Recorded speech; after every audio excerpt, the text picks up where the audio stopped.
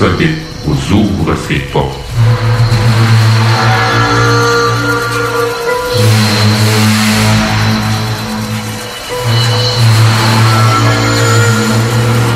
Prenons maintenant possession des ondes.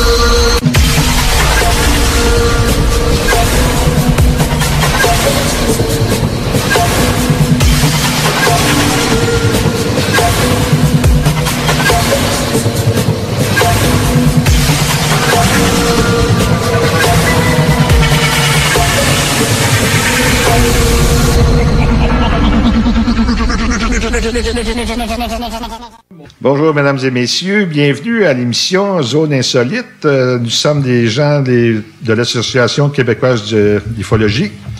Alors, nous allons vous entretenir pendant les 2 prochaines heures sur ce qu'on fait, des enquêtes, un peu de toutes sortes de choses. Je suis en compagnie de Ricardo Melfi, qui est notre vice-président senior, le directeur des opérations et responsable du contenu web. Bonjour, Ricardo. Salut, Gilles. Comment vas-tu? Ça va très bien, merci beaucoup. Bon. C'est cette première émission. Oui, c'est notre baptême à la radio. Exactement. Et également, il y a Yvon Latour, M. Yvon Latour, qui est vice-président, directeur, qui est responsable, en fin de compte, de la direction régionale au sein de l'AQU, puis la qualité des rapports, toutes ces choses-là. Bonjour, Yvon. Bonjour, Gilles. Bonjour, tout le monde. Ça va bien? Ça va très bien. D'accord. Nous avons également Jean Vézina, Jean qui est le responsable du comité scientifique. Alors, c'est Jean, des fois, qui nous ramène un peu sur le bon chemin, si on pourrait bien dire. Salut, bon Jean. Salut Gilles, ça va bien? Oui. Très bien, merci. Vous aussi. Ça a bien été. Et on dit tous bonjour à notre technicien en chef, André Desrosiers. Bonjour, André. Il ne pourra pas parler, mais il nous fait beau bonjour. Il est muet. Il est muet. Sans lui, rien ne serait possible, donc... Ah, ben c'est pas pire. Encore, nous allons débuter. C'est quoi ça, l'Association québécoise d'ufologie? Je vais demander, peut-être que Ricardo pourrait nous en parler ou on pourrait faire ça ensemble, parce Ricardo et moi, on est les cofondateurs de cette association depuis 23 ans, Ricardo? Oui, il faut pas oublier Pierre Caron, même s'il n'est plus à l'AQU. Pierre il fait partie des cofondateurs également. Puis l'AQU a commencé en 1997, naturellement. Gilles et moi, on s'est rencontrés à cette époque-là. Absolument. C'était une belle rencontre qui fonctionne depuis tout ce temps-là. On est devenus des bons amis, des très bons amis, même s'il prend pour les Bruins de Boston. Hein, quoi. Qu'est-ce que vous voulez? On peut pas avoir toutes les qualités. On parlera pas de hockey, là, quand même. Là, on peut parler d'ufologie. Hein? D'accord. Donc, comment constituer l'AQU? C'est pas compliqué. Nous avons 2 phases, 2 sections, si on peut dire, la section enquête, la section sociale. Et la section enquête, je vais laisser Yvon vous parler un peu comment fonctionne la direction régionale à travers la province. Bon, la direction régionale, c'est assez simple. Disons que chaque région, ils ont un directeur régional qui est là. Moi, je m'occupe de leur envoyer les observations, les cas qu'on reçoit à l'AQU, puis tout ça, puis avec un cheminement avec eux autres pour voir exactement où sont rendues les enquêtes pour le rapport en fin de leur activité. C'est quoi qui t'a amené, toi, à l'ufologie, en fin de compte, là? L'ufologie, je pense que c'est tout pareil. Je pense que tout le monde qui sont dans le domaine de l'ufologie on a sûrement vu m'emmener des phénomènes bizarres, puis on a misère à exactement savoir qu'est-ce que c'est exactement, puis tout ça. Moi, c'est la curiosité là-dedans. Moi, l'ufologie, pour moi, c'est un mystère, là. C'est un énigme.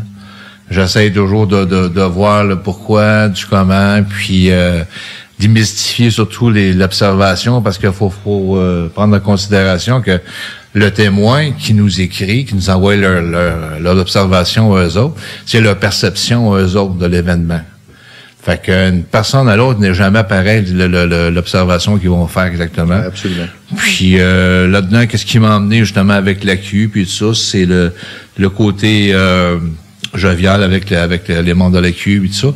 Et puis le fait que nous autres, on est je peux pas dire neutre, là, mais on est plus terre à terre sur les choses avant comme je dis tout le temps, avant de crier au feu, on va regarder s'il y a de la boucane. C'est à peu près le même style, si vous voulez, dans le domaine qu'on est nous autres. Super. Depuis quel âge tu as commencé à t'intéresser? À quel âge tu as commencé? J'ai commencé très, très, très de bonne heure. J'avais tout de bien une dizaine d'années, une quinzaine d'années dans ces eaux-là, puis ça, parce que il y a une certaine époque, dans les années 70, j'ai été témoin d'un phénomène ovni, puis de ça. Puis ce phénomène-là m'a rappelé plus tard, ça m'a revenu à la mémoire quand je communiquais avec mon frère pour savoir si c'était-tu un rêve que j'avais fait. Puis sans lui donner le chemin où est-ce que je m'en allais, il m'a donné tout de suite ma réponse à qu'est-ce que je me posais comme question. Puis en 2015, j'ai eu une observation à Terrebonne, puis tout ça que j'ai filmé, que j'ai présenté d'ailleurs à la QU, puis on trouve pas exactement c'est quoi exactement qu'est-ce que c'est. Puis surtout, ce domaine-là m'intrigue depuis toujours.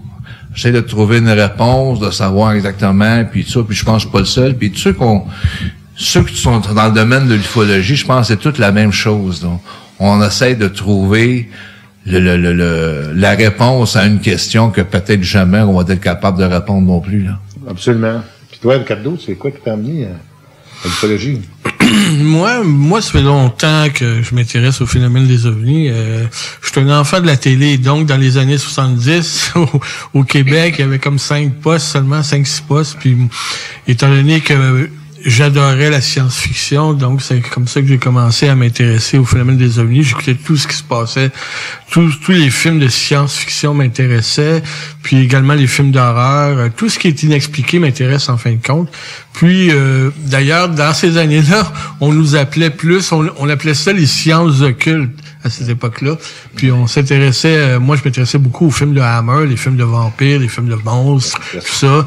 Et puis après ça, qu'est-ce qui m'a intrigué, c'est de voir un documentaire dans les années 70 à Radio-Canada qui s'appelait sur les anciens astronautes. C'était basé sur le livre d'Eric von Daniken. Aujourd'hui, on sait que on va en parler peut-être plus tard dans d'autres émissions, mais on sait à cette époque-là, ça m'avait beaucoup troublé ce documentaire-là.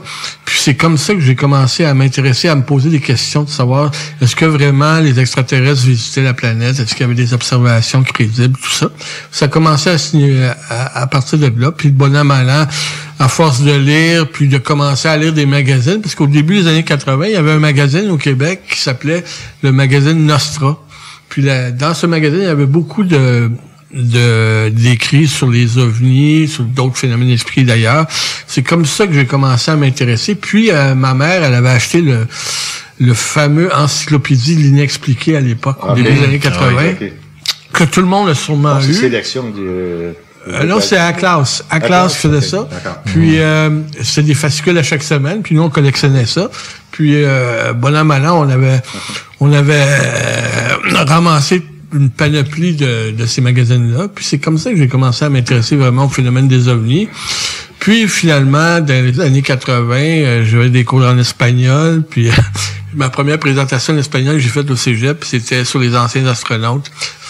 Simplement au milieu des années 80. Mais tu étais impliqué dans beaucoup d'organisations aussi, puis autant à la télévision, la radio, le journal. Hein, au début, à la fin de mes études, je me posais peut-être comme plusieurs personnes qui savaient pas quoi faire dans la vie, je me posais des questions existentielles, hormis de se poser des questions sur d'autres sujets intéressants, mais moi, c'est ce qui m'intéressait. Donc, à la sortie de l'université, je cherchais un groupe qui pouvait s'intéresser aux ovnis, puis je suis tombé sur le groupe MUFON aux États-Unis. C'est le seul groupe à l'époque qui faisait de l'enquête, donc je me suis associé avec MUFON. Et puis, c'est comme ça que j'ai commencé. J'ai connu Christian Robert Page à l'époque. C'est le même qu'on s'est rencontrés, d'ailleurs. Christian était le directeur de MUFON Québec à l'époque. Puis, on faisait des réunions à Verdun. Les premières réunions de l'association de Christian Page. Puis, c'est comme ça que j'ai commencé à être actif, tout simplement. Puis, bon an, mal an, là, je parle trop, là, je vais laisser la parole à Jean, là, pour l'instant. On va laisser. Oui, on va passer. Oui, vas-y, bon. Toi, Ricardo, as-tu déjà eu témoin? As-tu déjà été témoin d'un phénomène? Oui, plusieurs. OK. Dans plusieurs sujets, là, mais je suis pas une hypochondriaque du surnaturel. Okay. Pas parce que je vois quelque chose à la TV, je pense que le lendemain matin, je je vais devenir médium. Sur Internet, surtout. Ou un fantôme, tout ça. Non, j'ai eu des expériences, des observations. J'ai eu 2 observations dans ma vie sur les ovnis. OK. Puis une en 97, puis une en 2004. Donc, 97, c'était plus impressionnant. On était en train de regarder les Perséides, puis on a vu passer un objet énorme dans le ciel. D'ailleurs, j'étais avec Christian à l'époque, puis plusieurs autres ufologues, puis on était le soir à minuit. D'un coup, on voit passer un objet dans le ciel. Ça ressemblait... Comment je pourrais décrire ça? Ça ressemblait à l'ombre d'un vaisseau de Star Wars, un énorme vaisseau mère. Puis ça passait tranquillement dans le ciel, il n'y avait pas de lumière, puis ça traversait le ciel. Ça a duré 1 à 2 minutes, tout simplement. Puis ça a été très impressionnant. Puis l'autre, c'était en 2004, je m'en allais justement à un souper de la QU. À l'époque, je marchais vers le sud, à Montréal. Puis d'un coup, j'ai vu passer 2 objets de sphères métalliques entre 2 nuages qui se suivaient, tout simplement. Puis je regardais ça, puis je me suis dit, hey, c'est des ovnis, ça, je viens de voir des ovnis. Non, ça va bien, tout simplement. C'est les 2 cas qui m'est arrivé, mais c'est pas pour ça que je m'intéresse. Je me suis toujours intéressé aux questions existentielles. Moi, tous les phénomènes inexpliqués m'intéressent, puis c'est pour ça que je suis dans ce domaine-là. J'aime ça répondre à des questions, à essayer de résoudre des énigmes, tout simplement, puis de déboulonner des cas si je peux, mais d'autres cas, j'essaie d'avoir des réponses, puis c'est mieux d'avoir des réponses quand on est vivant que quand on est à l'approche de la mort. Parce qu'une des questions qui est importante dans la vie, c'est des questions existentielles, c'est savoir s'il y a une vie après la mort. Donc, c'est pas sur son lit de mort qu'on va se poser ces questions-là. Donc, j'aime mieux être actif, puis m'intéresser à ça maintenant, puis c'est toujours fascinant, ces cas-là. OK. Le fun avec lui, hein, on start, puis il part. Ben, c'est ça. Merci, Ricardo. Là, on va aller à Jean, notre ami, Jean Vézina, notre responsable du comité scientifique. Bon, Jean, bonjour. C'est quoi? Dis-nous un peu ton chemin, qu'est-ce qui t'a amené à la QU? Bon, moi, ça fait assez longtemps, comme tout le monde. Dans les années 70, j'avais lu le livre d'Aimé Michel, Le mystérieux objet céleste. J'avais trouvé cette approche-là intéressante parce que un des problèmes majeurs en ufologie, c'est qu'on a seulement que des témoignages. Fait que chercher des patrons qui permettraient peut-être de prédire les observations, ça serait intéressant. Fait que moi, j'avais contacté après ça UFO Québec, qui était le groupement officiel. Ouais, à l'époque, oui. Puis j'avais décidé de refaire le même travail pour le Québec. Et c'est là que la fameuse carte est sortie, que j'ai posé la fameuse carte. De l'orthothénie, oui. Oui, qui était vraiment... Ça devait être du travail en Jupiter, ça. Oui, mais on avait j'utilisais déjà des ordinateurs à cette époque-là. Hein? Ouais. Tu pourrais-tu nous expliquer c'est quoi exactement cette carte-là? Bon, la carte, c'est que j'avais pris toutes les observations en partant des années 20 jusqu'à s'arrêtait la première étude en 78, là. C'était que 40% des observations tombaient sur 7 lignes, là. OK. Et puis les chances que ça soit dû au hasard, c'était extrêmement faible, là. OK. C'est des lignes tectoniques? C'est des lignes orthotoniques, c'est des alignements. Fait que 40% des cas étaient alignés sur 7 lignes, puis c'est très significatif. On a fait toutes sortes de tests, reprendre des mauvaises observations, le patron ne ressortait pas. Puis le but de ça, c'était pour faire déterminer des lieux pour faire de l'observation sur le terrain, là. D'accord. Donc, toujours le but d'aller au-delà du témoignage humain, de passer à l'observation instrumentale. Cool. C'est là que j'ai commencé à m'intéresser aux ovnis. Vraiment, puis là, au fil des ans, c'est ça, de 86 jusqu'à 2014, c'était plus calme un peu. Je faisais quand même partie de l'AQU puis tout ça. Puis en 2014, j'étais en semi-retraite. Là, j'ai eu beaucoup plus de temps pour monter un projet sur le terrain, là. OK, d'accord. Oui. Puis là, présentement, tu es aussi responsable un peu le côté là, astronomique, là, s'il y a des observations. Parce qu'à tous les rencontres... Parce qu'il faut dire, chers amis, que on a tenu pendant 17 ans à peu près des rencontres mensuelles, des soupers mensuels de l'AQU. Comme de raison, tout ça s'est arrêté avec la pandémie.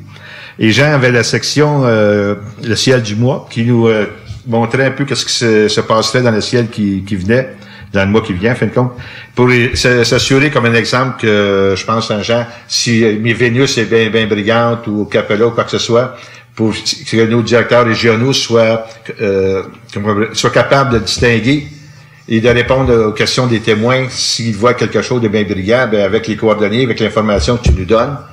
ben ils sont en mesure de répondre efficacement en disant bon, c'est Vénus qui était là. Oui, parce que c'est ça, faut être honnête, 95 à 99% des observations, ça s'explique par des causes très banales. Là. Bon, on peut contester ça, mais vous comprendrez, chers amis, que notre Jean, c'est notre sceptique national, puis on aime bien, on veut qu'il reste comme ça aussi. Disons que quand Donc, il faut vérifier toutes les causes possibles avant de dire que c'est non identifié. Absolument. Lune, planète, oiseau, drone, même les lanternes thaïlandaises. Absolument raison. Disons, quand on a besoin d'une donnée scientifique, on demande à Jean ou un conseil sur quelque chose, là, d'analyser ou tout simplement un conseil scientifique, parce que souvent, nous, on a des forces et des faiblesses, chacun de nous. Donc, il y a personne qui peut pas tout connaître. Donc, Jean, c'est un peu c'est lui qui nous ramène, qui est terre à terre, qui nous ramène sur le plancher des vaches, qu'on pourrait dire, pour nous donner une explication rationnelle. Mais ça veut pas dire que tous les cas ne sont sont expliqués. Donc, il y a toujours un 3% qui reste inexpliqué. Et également, il faut dire qu'on a beaucoup de cas où on manque de données. Donc, on ne peut pas poser un diagnostic à ce niveau-là. Tout simplement. Toi, Yvon, qu'est-ce que c'est? Ben, gars, expliquer, première des choses, c'est que, comme Ricardo disait, des fois, il nous manque des données, puis tout ça. Ben, il faut faire la recherche en conséquence de. C'est facile de dire, ben, gars, c'est un ovni, puis la titre d'attard, si la personne, l'enquêteur, ne cherche pas plus loin, c'est sûr que tout ce que tu vas voir dans le ciel, qui n'est pas identifié, tu vas dire c'est un ovni, puis tout ça. Jean, lui, OK, il y a le côté, m'en donné, pour les astres, puis tout ça, puis il m'en dit, telle affaire, ben, moi, j'ai vu ça, c'était là pendant 3 heures de temps. C'est parce que c'est des grosses chances que ça soit une planète qui est là présentement. Ouais, Jean, sur ce côté-là, va nous diriger. Le monde aussi, il faut dire aussi qu'il y a beaucoup d'observations qui se fait, puis tout ça. Mais le monde connaît pas vraiment le ciel. Puis c'est tout à fait normal. Puis comme nous autres, on travaille là-dedans. Tu sais, on va chercher des données, puis tout ça, tout le kit. Mais le commun du mortel, lui, qui va regarder le ciel, puis il voit quelque chose passer, et si c'est un satellite qui a vu passer, c'est la station spatiale qui a vu passer, ou c'est un bolide qui a vu passer, ils savent pas. Fait qu'à ce moment-là, ils font des références en nous autres, puis nous autres, si on a c'est ça qui est le fun avec la QU, parce qu'on forme une petite équipe, comme Ricardo disait tantôt.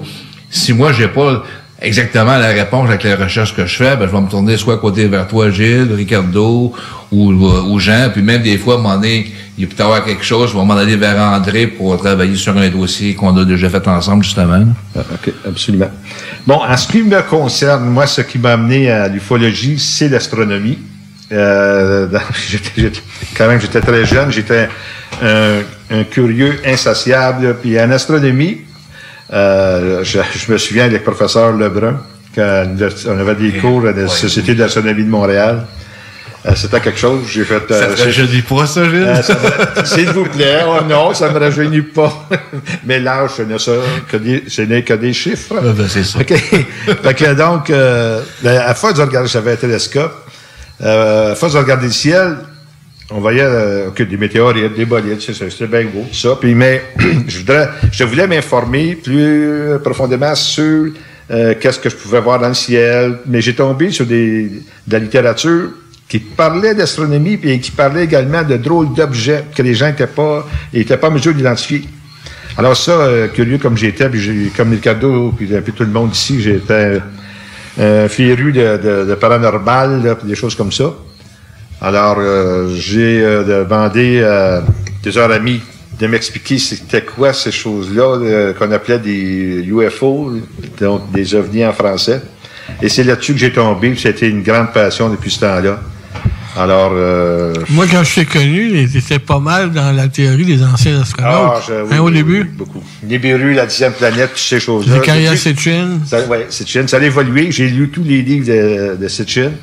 Il faut en prendre, puis il faut en laisser un peu. Mais c'était la base, pas mal de recherches que j'ai fait. J'avais donné des conférences à ce sujet-là également. On a eu beaucoup de John Spencer disait tout le temps, lui. John Spencer, c'était le directeur de Bufora à l'époque, qui était le British UFO Research, là, en Angleterre. Lui, il disait tout le temps que la théorie des anciens astronautes, c'est une théorie qui est très séduisante puis très crédible. Le problème, c'est que ceux qui font la propagande de la théorie aujourd'hui, c'est les gens qui sont moins crédibles.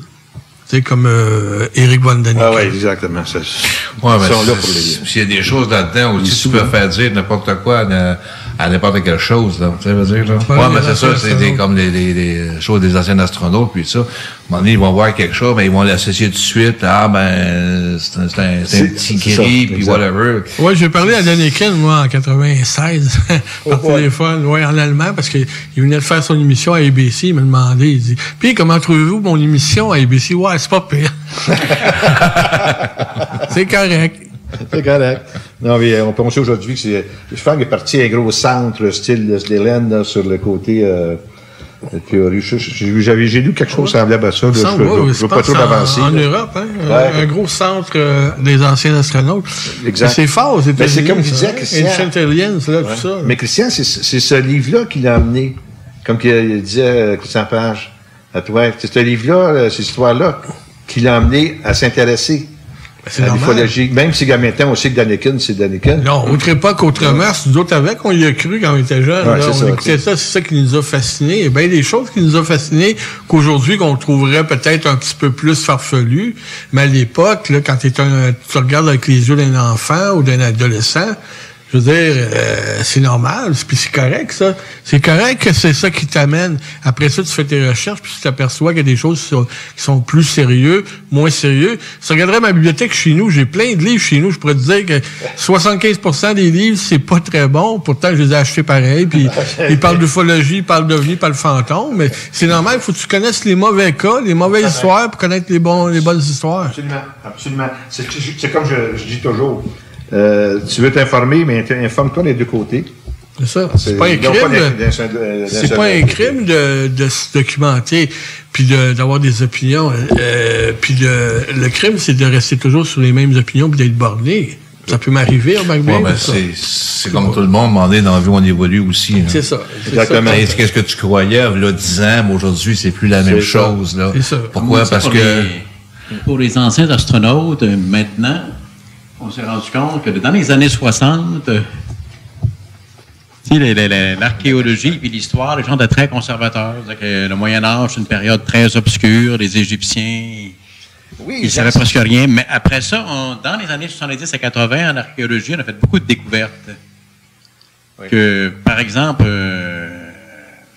les Égyptiens étaient quand même plus avancés qu'on pensait. Écoutez, très bien organisés. Jean, tu nous as donné deux présentations vraiment intéressantes sur, comme tu viens de le dire, tout ce qui a été, qu'on pense aujourd'hui que ça a été produit par des extraterrestres. Non, c'était l'intelligence humaine de l'époque qui produisait toutes sortes d'armes ou n'importe quoi. C'était vraiment intéressant, tes deux conférences que nous avais présentées. Comme les Romains, par Rome, à l'Antiquité, il y avait même l'eau courante, avec des tuyaux en plomb. C'est pas très bon, mais le mot plomberie vient de plomb.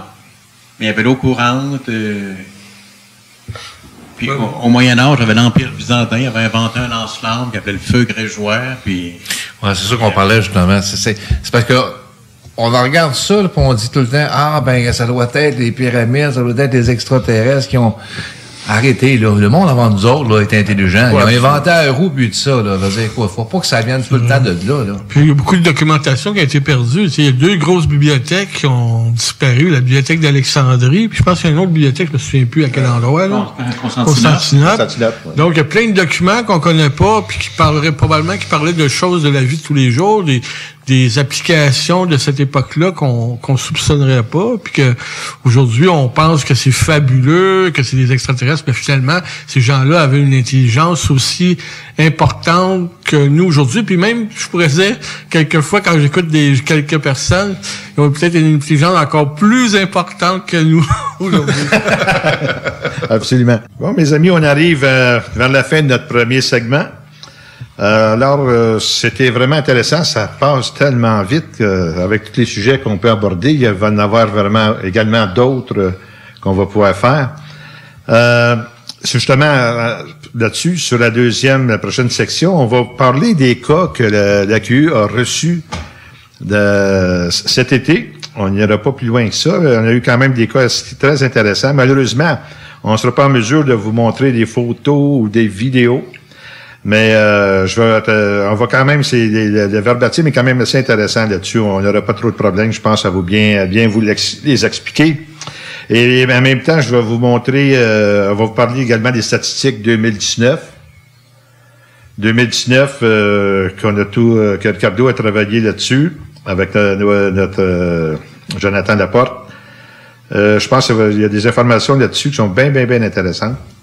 Et après, par la suite, probablement également dans la deuxième section, Yvon Latour va nous parler des cas d'enquête sur lesquels il a travaillé. Alors, ça va remplir pas mal, puis par la suite, on va avoir une certaine forme de discussion et d'échange, là.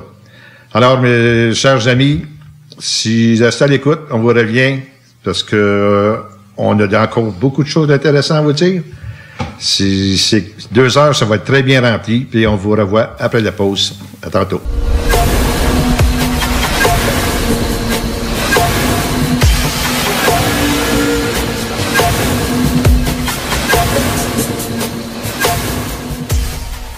Rebonjour, chers amis. Alors, après cette pause, nous sommes de retour. J'aimerais quand même, pour compléter un peu la discussion qu'on avait avant la pause, vous parler d'un genre d'un organisme qui est dirigé par Michel Désy. Il s'agit du GIT, le groupe d'intervention technique. Michel est un vétéran de l'armée canadienne. Lui, avec d'autres vétérans, sont là pour nous apporter du support lors de nos enquêtes, du support plus technique, autre chose. On a vu quand même Michel à l'action lors du fameux cas de Saint-Faustin, où il y avait eu une vue d'identité, l'observation d'identité par 2 personnes. Michel va être avec nous dans la prochaine émission, le mois prochain, et il va pas mal parler un peu de qu'est-ce qu'il y en est.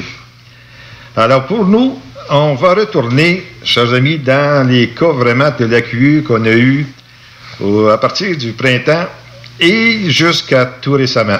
Alors, on a à peu près une dizaine de cas qu'on va partager avec vous.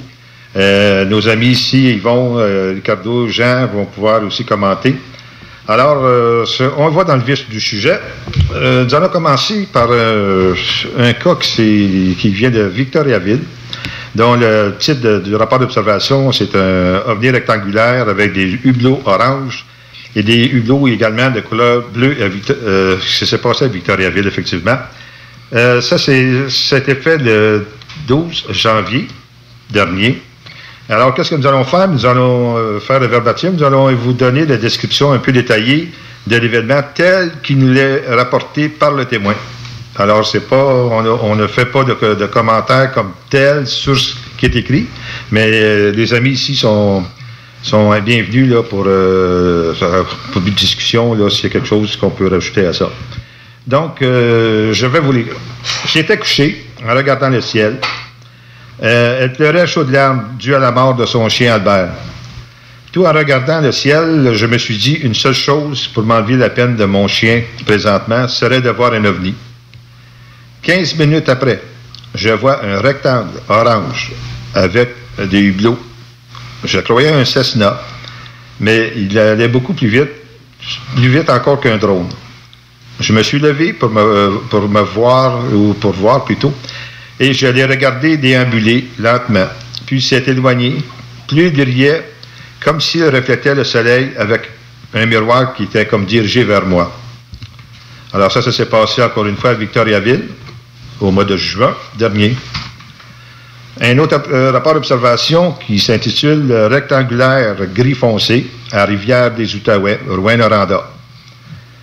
Donc, ce cas nous vient du mois de mai, du 23 mai.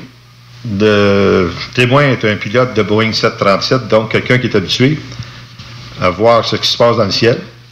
Alors, je vous lis encore la description détaillée de l'événement. Petite expérience en fin de semaine. Je suis allé avec des amis à notre camp de chasse. Samedi après-midi, j'ai eu la forte impression d'aller voir le ciel. Je dis ça, et ça a l'air bizarre, mais la règle numéro 1 à notre camp de chasse, c'est qu'il n'y a pas de règlement. Donc, j'ai arrêté de faire pas grand-chose, en fin de compte, pour aller me stationner dans notre watch, station de guette pour l'Orignal, qui est pratiquement une extension de la galerie. Donc, je regardais le ciel. Lorsque du coin de l'œil, j'ai vu un truc noir apparaître et disparaître rapidement, comme une image insérée dans un film. Comme mon attention était maintenant dirigée à cet endroit du ciel, je voyais un nuage prendre forme littéralement sous mes yeux. Et ce, trop rapidement. Le nuage a pris forme à partir des 4 coins de l'objet, qui m'avait eu l'air rectangulaire et noir. Le nuage s'épaissit en gardant cette forme rectangulaire, comme si on distinguait l'objet au centre. C'est à ce moment où la conjointe de mon ami, qui ne croit pas à rien qui n'est pas scientifique, elle arriva, tout en gardant les yeux rivés au nuage, qui était maintenant définitivement gris foncé dans un ciel bleu et totalement rectangulaire. Je lui ai dit nonchalamment qu'on regardait probablement un ovni caché derrière le nuage, que j'avais vu l'objet blinker et vu le nuage apparaître. En rien, elle me demanda si les extraterrestres étaient au courant qu'on les observait. Avec mon attention à ce moment totalement concentrée sur l'objet, je leur demandais en pensée. J'ai eu la distincte impression que je les ai surpris et qu'avant de leur demander, ils ne savaient pas et que ça ne faisait pas leur affaire. J'ai dit à mon ami que oui, ils savaient maintenant qu'on les observait et que j'avais l'impression qu'ils étaient sur le point de mettre les voiles.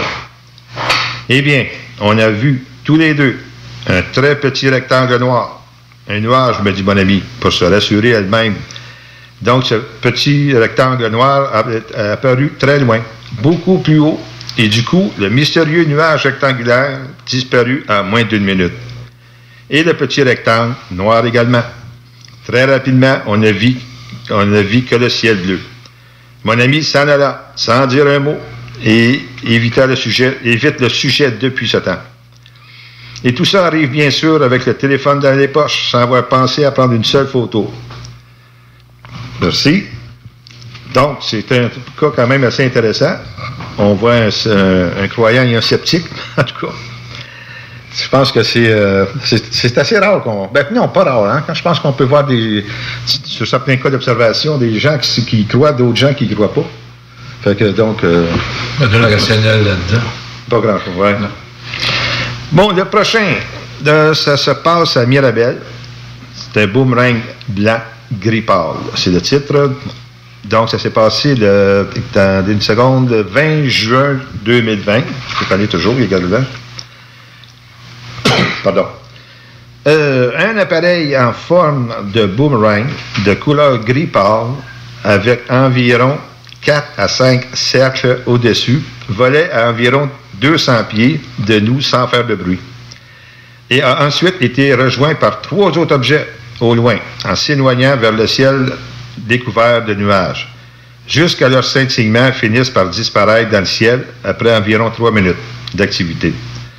De proche, il nous paraissait être un drone nouveau genre, d'une largeur d'environ 1 mètre, jusqu'à ce que nous comprenions, moi et ma conjointe, que ce drone allait former une formation avec 3 autres appareils avant de disparaître dans le ciel après 3 à 4 minutes d'activité. Tout ça proche de l'aéroport de Mirabel.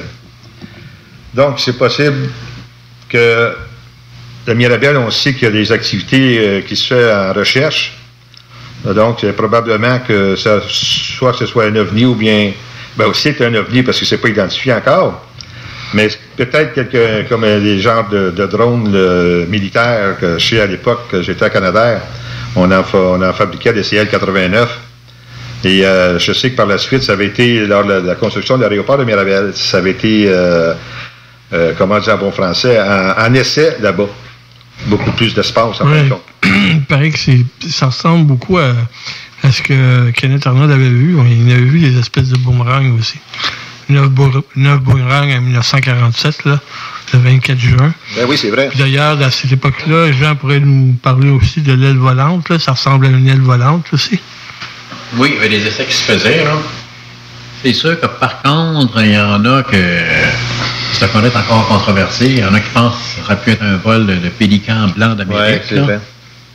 Mais ça, malheureusement, comme on ne peut pas retourner à l'endroit, ni remonter dans le temps, on ne saura jamais avec certitude qu'est-ce que Kenneth Arnold a observé. Là. Mais Arnold, pour lui, c'était pas des pélicans, parce qu'il a calculé le vol de ces objets-là, puis c'était vraiment quelque chose qui sortait hors de l'ordinaire. Donc, je Je pense pas que ce serait des pélicans. Puis pas longtemps après, mais il y a eu le crash à Rossoir. C'est vrai. Pas longtemps après. Bon, ben c'est bien ça. Le prochain cas, c'est le 10 juillet dernier à Trois-Rivières. Donc, ça se lit comme suit, c'est pas long. J'essayais de dormir lorsque j'ai aperçu des étranges flashs oranges dans le ciel, sans aucun bruit. Et au début, je croyais que c'était le fruit de mon imagination, mais ma chambre était éclairée. Et je pouvais les voir du coin de l'œil. Et au moment où j'écris ceci, les flashs se sont arrêtés. Mais ils étaient tous d'intensité différente. Je commençais à avoir peur. J'ai bien essayé de les filmer, mais la caméra de mon portable ne les captait pas. C'était un iPhone 6. Encore une fois, des lumières un peu partout. Hein? C'était-tu des aides de lumière ou juste des flashs? Des flashs de lumière. Des flashs de lumière, OK.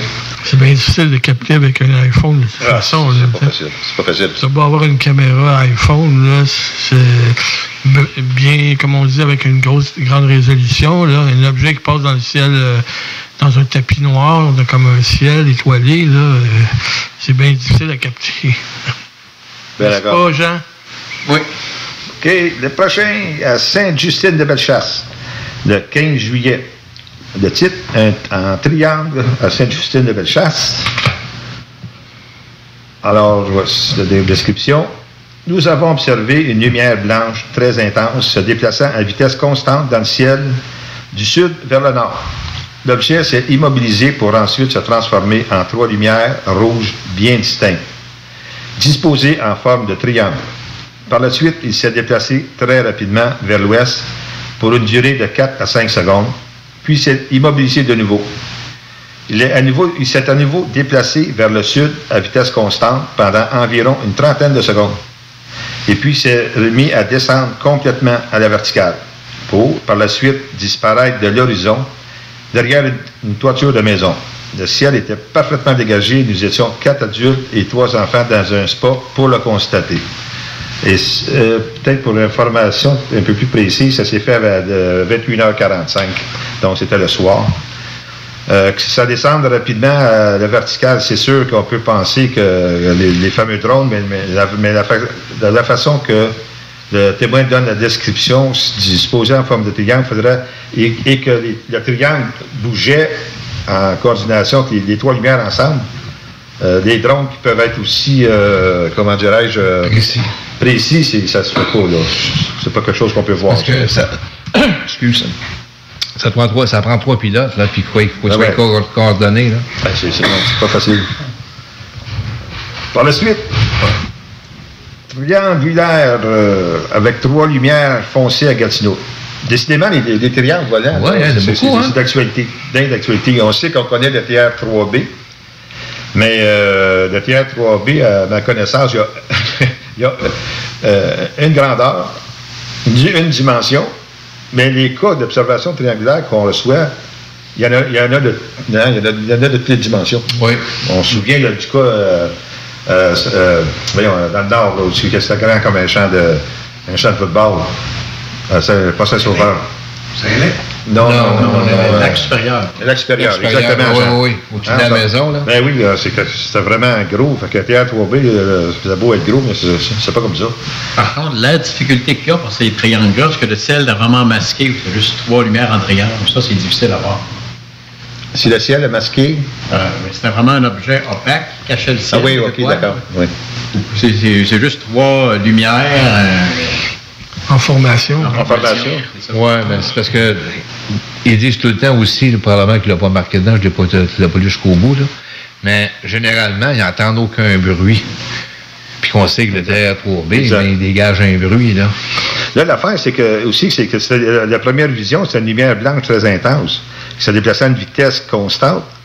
Probablement, après ça, quand l'objet s'immobilise, probablement, c'est là qu'on est en mesure de mieux voir la description de l'appareil, parce que en mouvement, quelle que soit la méthode de propulsion, ça soit tellement fort qu'on voit une lumière, puis c'est tout, mais après que ça s'est immobilisé, on est en mesure de voir beaucoup plus de détails, peut-être. Hein? Ben, d'après moi, oui, parce que ton œil en mouvement ne peut pas distinguer exactement s'il se déplace vêtement. Il ne peut pas distinguer la forme comme telle. Oui, exactement. Bon, un autre cas intéressant, ça s'est passé à Montréal. On a eu pas mal de communications avec le témoin. Ça s'est passé le 27 juillet 2020. Je vais comme suit. Là, malheureusement, chers amis, nous sommes en audio, à radio. Alors, il y a beaucoup de photos qu'on reçoit ou de vidéos qui accompagnent les rapports d'observation. Alors, c'est sûr qu'on ne peut pas vous les montrer, mais on les a devant nous. Ils sont analysés également à la QU. Alors, et la plupart, c'est sûr qu'il y en a plusieurs qu'on peut vraiment... Quel est le terme français de débunker? Démystifier? Déboulonner. Déboulonner, OK, d'accord. Donc, on peut déboulonner, mais là, c'est pas toujours le cas. Donc, description détaillée de l'événement. Mon enfant et moi regardions les étoiles visibles du ciel de Montréal entre 21h45 et 22h environ. Nos yeux ont été attirés par un objet de forme losange de couleur noire qui est passé en direction nord-est, je dirais en moins de 10 secondes. L'objet ne produisait aucun son et avait une vitesse et une direction constante. Il y avait de la couleur rouge en dessous, à moins que ce n'était des lumières rouges. Donc, au lieu d'être une lumière, ça peut être des lumières. La forme des lumières n'est pas claire pour moi, parce que je n'ai pas eu le temps de bien voir les motifs. J'ai vu le contour du bout avant, plus comme deux yeux dans le même bout de losange, en avant. Et soit d'autres lignes ou points allant vers le milieu. Je m'excuse, c'est pas facile à expliquer comme ça avec le texte, là, mais j'espère que vous l'imaginez. Nous, c'est facile, on a un dessin. La hauteur est difficile à estimer, mais je dirais un peu plus qu'un avion Cessna. Nous en voyons tous les jours. L'avion. J'ai pensé à un drone, mais ils sont interdits à Montréal. Et de ce que j'en sais, ils font du bruit. Oui, effectivement, ils font du bruit. Sur la distance parcourue et à la vitesse que cet objet a passé, c'était plus rapide qu'un Cessna ou un avion de ligne. Ce n'était pas un oiseau ou un petit avion ou avion de ligne. Nous en sommes certains. Mon enfant a aussi vu du rouge sous le losange noir, avec comme deux yeux.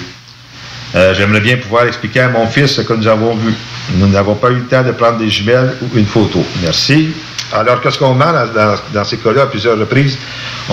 Chaque cas que nous recevons, les témoins sont contactés. Contactés au tout début, quand on reçoit le cas, pour avoir plus d'informations, puis par la suite, les cas sont envoyés, dépendamment de la région administrative au Québec, à nos directeurs régionaux qui continuent avec l'enquête. Alors, souvent, en premier lieu, on leur demande de nous faire un dessin de ce qu'ils ont vu. Même un dessin aussi grotesque peut amener beaucoup d'aide à l'enquête. Alors, c'est ça que la personne a fait. C'est vraiment un beau dessin qui explique bien sa description de l'événement. OK, le prochain rapport, ça s'est passé à Chindeville. C'est similaire à un drone orangé avec des teintes de vert et rouge à Chindeville, près de Ripon. Alors, ça s'est passé le 16 août. Le témoin, c'est un baccalauréat. Des fois, c'est bon. Le prochain, on a une chance, on va pouvoir aller en détail, probablement la prochaine émission, avec les statistiques qu'on a eues en 2019. C'est vraiment très détaillé. Ricardo va vous parler de ça la prochaine émission. Et vous allez voir comment c'est intéressant de savoir c'est environ 41% des gens qui ont fait des observations, qui ont vu un ovni, un objet dans le ciel ou ailleurs. 41%, c'est des gens qui faisaient des études post-secondaires, autrement dit universitaires ou collégiales. Donc, ce n'est pas seulement des gens qui avaient un diplôme secondaire ou moins. Ça montre un peu le microcosme de la société, que toute personne avec n'importe quel background peut observer un objet volant non identifié. Donc, c'est un mythe de croire que c'est un bonhomme illettré dans son champ qui voit seulement des ovnis. Oui, c'est vrai. C'est absolument vrai. Donc, je vais vous lire le... Réponse dans l'Outaouais, ça? Oui, réponse de Chindeville, là, c'est... Chindeville, si vous allez, mettons, Notre-Dame-de-la-Paix, c'est le Prédatron 23, rendu à une intersection, passé à Notre-Dame-de-la-Paix, avant d'arriver à Namur, il y a une bifurcation qui s'en va en direction de Chindeville, en direction ouest. Donc, OK, dans la description détaillée de l'événement, le 15 août à 23 heures, ma mère et moi sommes sortis observer les étoiles, puisque les Perséides battaient leur plein. Soudainement, j'ai remarqué une nuage qui, à première vue, ressemblait à une étoile orange et se déplaçait de manière irrégulière, en tout cas de notre point de vue. Et cette vitesse était lente. Après plusieurs minutes, la chose s'est mise à se rapprocher, en étant toujours haut et somme toute loin. On a commencé à pouvoir identifier du vert et du rouge. De mon côté, j'ai cru discerner deux courtes lignes vertes, comme des ailes, une espèce de rond rouge, comme un œil de caméra. Nous avons rapidement pensé qu'il pouvait s'agir d'un drone. Mais la chose s'est ensuite allée toujours lentement et avec des mouvements irréguliers. Nous ne pensons plus qu'il s'agissait d'un drone puisque la chose a été aperçue très longtemps. Nous l'avons observé pendant 1 heure et lorsque nous avons quitté, elle y était toujours et qu'elle a parcouru une distance gigantesque. La durée de vie d'un drone et le besoin ou signal avec le contrôle ne l'aurait pas permis. Oh, excusez. Quelques précisions. L'observation a duré 1 heure. Nous sommes finalement allés nous coucher, mais la chose était toujours visible. L'objet semblait être situé vers Chinville. Donc, parce que tu as des drones, excuse. Oui. Tu as des drones, les batteries là, peuvent durer jusqu'à 2 heures. Ah oui, il y a des drones. Quand on avait fait la vidéo là, avec Luigi sur les drones, des gros drones très dispendieux, ça peut durer longtemps. Oui. Ça peut durer longtemps.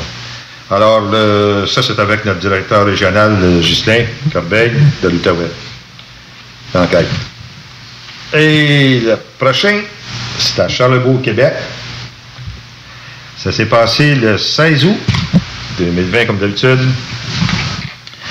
Et dans la nuit du 12 au 13 août, moi, ma fille et ma petite-fille de 12 ans regardions les Perséides dans le ciel, au-dessus de la haie de cèdre. Un triangle gris foncé, avec des lumières dans les 3 coins, est passé dans le ciel.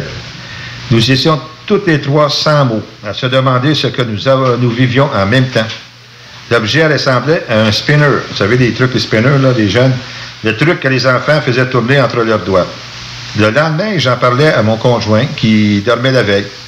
Et pour lui faire comprendre, j'ai demandé à ma fille de dessiner ce qu'elle avait vu et la même chose à ma petite fille. Et ce, sans le montrer à l'une ou l'autre. Et de mon côté, j'ai fait le même exercice. Le résultat est impressionnant. Je vous laisse les photos de nos dessins et j'aimerais avoir votre avis. Merci beaucoup. Oui, effectivement, Yvon, tu as eu la connaissance de voir ces dessins-là. C'est vraiment identique, les 3 dessins. Là. Ils ont vu vraiment la même chose. Oui, la même chose. J'ai aimé beaucoup l'action que ce témoin-là a pris. Oui, c'est parce qu'à un moment donné, il n'y a pas de photo. Fait qu'en faisant chacun dans leur coin, personne n'influence personne du dessin qu'il va faire. Puis quand on voit les 3 dessins ensemble, là, on dirait que c'est des copies-collées. Exactement. Il n'y a pas de contamination dans ce cas-là. Ça, non. Je peux vous le dire. Donc, c'est à Charlebourg le 16 août. C'est quand même assez récent. Maintenant, à la Chine, point rouge, orangé, foncé, légèrement lumineux à la Chine. Ça s'est passé le 17 août aussi. Et voici la description. Étendu sur ma chaise dans ma cour pour observer les Perséides, j'ai vu un point blanc lumineux faire le tour d'une étoile. Ceci m'a donné une montée d'adrénaline assez rapide, merci. J'avais jamais vu une chose semblable auparavant. Et presque en même temps, 3 points orangés, pas trop lumineux, sont apparus côte à côte, passant à une grande vitesse à très haute altitude. Ils ont passé dans le même axe où je me trouvais, droit devant moi. Et soudain, un des 3 s'est mis à changer d'axe vers l'extérieur de sa trajectoire et est revenu parmi les 2 autres. Le ciel était beau, étoilé, et j'ai bien vu cette course.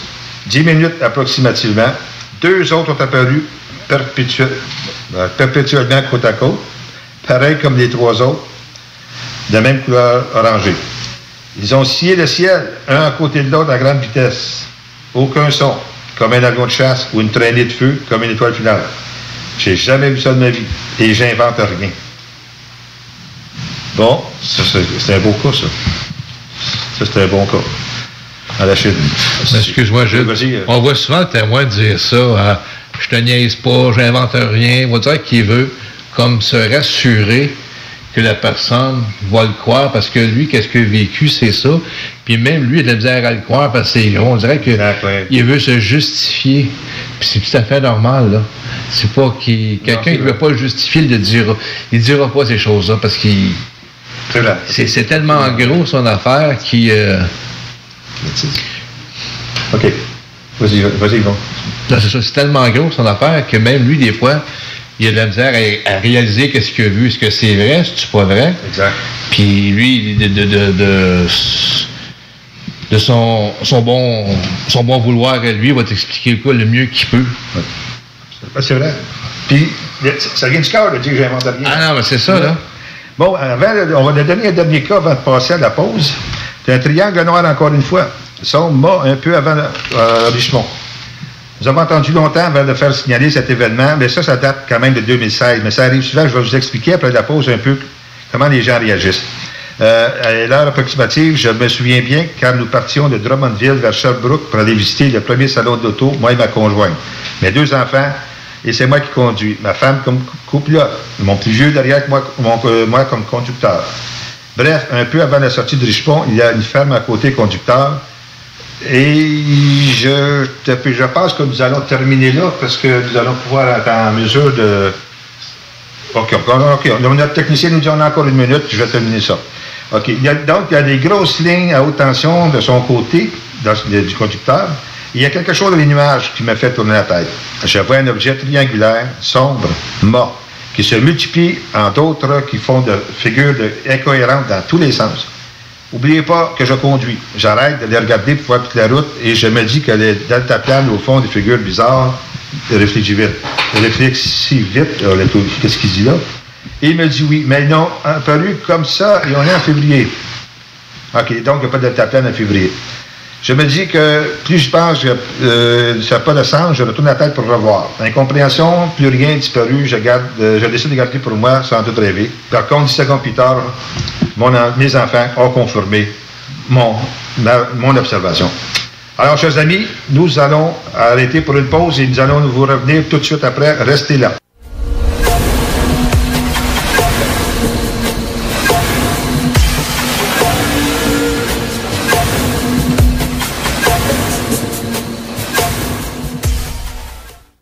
Alors, nous sommes de retour, chers auditeurs. Merci d'être toujours là. Nous allons laisser le micro à Yvon Latour. Yvon, qui va nous parler de 2 gros cas sur lesquels il a travaillé. Yvon est responsable de la direction régionale et également des enquêtes sur le terrain. Alors, Yvon, je pense que tu as quelque chose d'intéressant à nous raconter. Oui, justement, j'ai une enquête que j'ai faite sur une observation qui s'est produite le 28 février 2019 à Terrebonne. Et la chance que j'ai eue là-dessus, c'est que le témoin de l'observation, c'est un collègue de travail. Puis l'observation a été faite à 20h, puis 21h, j'ai reçu un message sur mon téléphone. Il m'a laissé un message qu'on peut écouter directement maintenant. Oh, wow! Hey, Yvon, j'ai vu, c'est comme, je te le jure, là, c'est comme une cloche qui était dans les airs, là, qui roulait encore assez vite. Il y avait plein de lumière blanche autour qui me montrait la forme. Puis il y avait des lumières rouges, mais c'était comme entier, là. C'était pas des petites lumières, là. En avant, ben, quand je le voyais s'en venir, là, c'était toutes des petites lumières qui étaient autour. Mais ça roulait vite. Mais je voulais le poser, mais j'ai jamais été capable parce que là, il roulait encore assez vite. Puis il était pas tellement haut. Ça va pas l'air ben haut. Ça va pas l'air tellement gros non plus, là. Mais c'était bizarre, là. Tu sais comment que ça... C'est où t'as vu ça? À Castellet. Comme vous avez entendu, le gars, il a essayé de prendre son téléphone pour filmer, mais il a peigné comme qu'il parlait, puis tout ça, il n'a pas réussi. J'ai regardé, j'ai été justement en entrevue avec le témoin principal de la chose le 6 mars 2019. Puis, si on regarde tout ce qu'il a vu, j'ai une observation, j'ai fait des recherches aussi.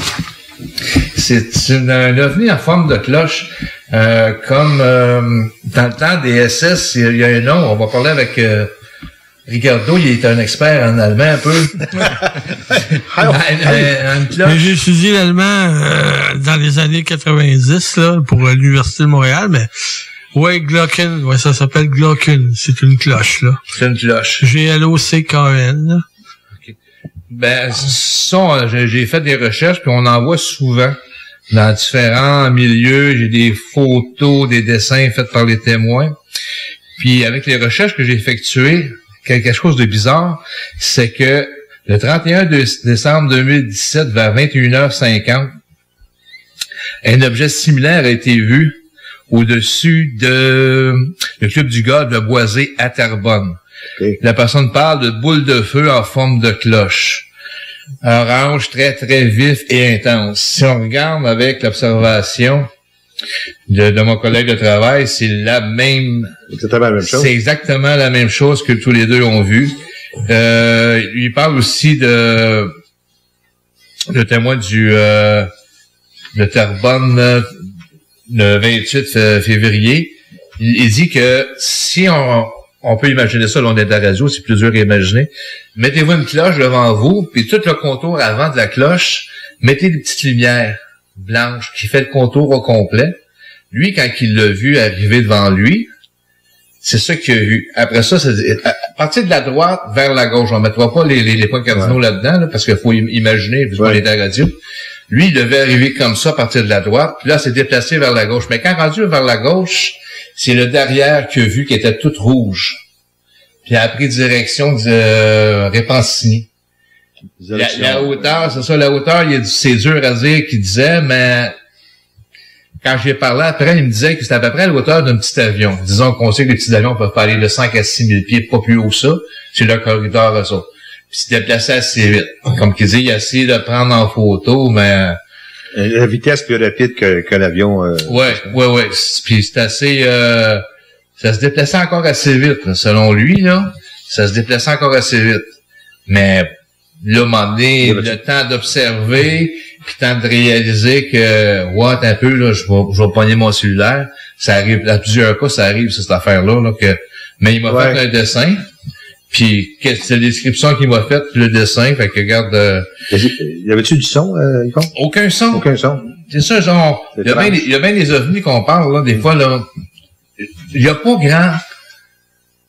grands ovnis qu'on peut dire qu'il y a un son. Des fois, c'est rare, ça peut arriver, puis ça, mais généralement, le monde n'entend pas le son. Exact.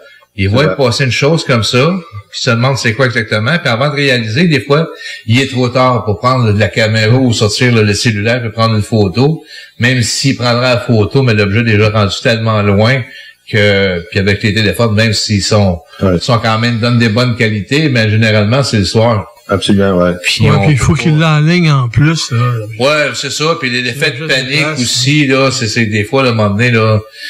Fait que... C'est bien plus difficile. C'est plus difficile qu'on pense de prendre une photo d'ovni. Ouais, parce que c'est ça. C'est parce qu'on marche toujours aussi. On s'entend pas à cette affaire-là. Là. C'est monnaie, regarde, ben là, à tel soir, à telle heure, ben, c'est pas de même que ça marche, là. Ça arrive, tu le fly, puis lui, ça t'en passe d'autres pendant tout, là. Puis c'est arrivé comme ça. Mon témoin, oui, je le crois. Je le crois, il est très, très, très crédible, le gars, là. Tu le connais quand même, tu travailles avec. Ouais, ça fait des années que je travaille avec, puis je le connais, puis c'est pas le gars à faire des jokes par rapport à ces choses-là. Fait que pour l'instant, il n'y a aucune explication. Je vais chercher des informations là-dessus, forme de cloche, il y a plusieurs places qui en ont vu. Puis le dossier il va rester ouvert jusqu'à temps qu'on peut vraiment trouver c'est quoi exactement qu'il a vu, mais je peux éliminer en partant l'effet naturel. C'est pas un drone, c'est pas un avion, c'est pas un bolide, un météore. Mais non. C'est fait que regarde. Les deux cas, ceux qui est au Boisé, le golf, c'est au même moment là. Au Boisé, c'est ça. Au Boisé, lui, c'est arrivé le 31 décembre 2017. Lui, mon collègue, c'est le 28 février 2019. OK, c'est l'hiver. Mais si on regarde 2017, mais lui, on peut dire 2018, 1er janvier 2018. On peut calculer ça. C'est peut-être 1 an et quelques mois de différence. 1 an et 1 mois de différence. OK. Quand même. Fait que là, j'en ai aucune idée. Je sais que Mon témoin, regarde, il est crédible, puis j'ai été même avec des questions en dessous pour voir s'il me comptait pas une Les questions pièges. Oui, parce que les questions pièges, pour poser la question, mais différent, mais qui faisait la même réponse. Regarde, on n'a pas le choix de faire ça pour tester la crédibilité du témoin, on n'a pas le choix. Ouais, c'est ça, mais après ça, à un moment donné, tu penses autour à ça, tu dis, mais il peut-tu m'avoir fait un... Non. C'est sûr. Non, parce que il m'a toujours, après ça, j'ai reparlé, puis il m'a toujours dit la même chose. J'ai montré des photos. J'en ai une photo, à un moment donné, que j'ai pris, puis on la voit, la forme de cloche éliminée. Pas au complet, là. Okay. Mais ça ressemblait bien gros à ça, mais lui, le contour était fait au complet. D'accord. Une belle cloche comme la Glocken. Voilà. La Glocken, moi, en tout cas, c'est que... Moi, en 95, 96, j'avais des contacts. J'avais un contact en Allemagne qui s'appelait Klaus Webner. Puis, Klaus Webner, je l'avais contacté, puis j'avais demandé, va voir les archives allemandes. Il n'a rien trouvé dans les archives allemandes. Mais il m'était arrivé avec une pile d'articles sur les ovnis nazis, tout ça. Mais rien qui était d'officiel, rien qui était dans les archives. C'est sûr qu'à l'époque de la Deuxième Guerre mondiale, étant donné que les Allemands avaient perdu, ils ont sûrement détruit leurs archives, probablement. Tu sais, on n'a peut-être pas retrouvé les archives vraiment. Mais tu sais, il n'y a jamais de fumée sans feu. C'est certain que ces histoires-là, elles sont parties de beaucoup plus tard, pas en 1945, mais c'est arrivé beaucoup plus tard, ces histoires-là qui ont sorti. Néanmoins, il n'y a jamais de fumée sans feu, comme je dis, puis il peut avoir des prototypes que les Allemands ont fait. Même Jean, il pourrait nous parler, lui, d'un prototype. Tu sais, la prototype qu'on parlait tantôt, l'aile allemande, là, tu peux en parler? L'aile volante Horten. C'est ça, l'aile volante Horten qui justement, son ingénieur, Horten, qui avait essayé ça. Le but, c'était que ce soit peu détectable au radar. Fait qu'il avait fait des vols d'essai, mais ça n'aurait jamais été mis en production. Là. À la fin de la guerre, dans des hangars, les Alliés ont trouvé une aile comme ça. Ils l'ont récupérée, maintenant dans un musée. Là. Puis aussi, mais à volet, ils ont eu des vols d'essai. Et puis les prototypes de fusées, des V6, c'est ça? Des V2, des V1, il a envoyé ça sur Londres, c'est une bombe volante. V2, c'est des premières fusées avec Werner von Braun. Oui. Puis il y a eu aussi un prototype, Hitler, où il a fabriqué un avion pour attaquer l'Amérique. Il faisait aucun bruit. Là, qui aurait fonctionné avec une turbine à vapeur. Là.